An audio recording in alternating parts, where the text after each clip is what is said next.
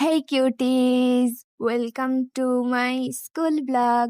So আজকে সকাল সকাল ঘুম থেকে উঠে রেডি হয়ে স্কুলের জন্য বের হয়ে গেলাম।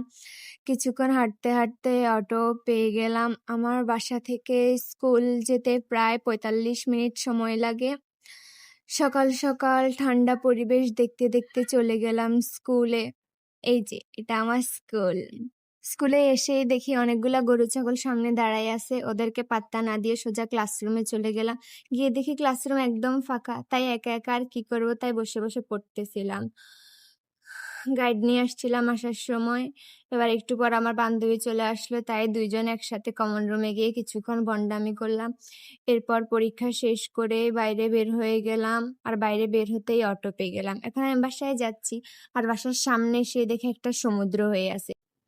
আমি এখন এই সমুদ্র পার হয়ে ঘরে যাই। আর তোমরা এমন আরো মিনি ব্লগ পেতে আমার আইডিতে ফলো দিয়ে রাখো। So by.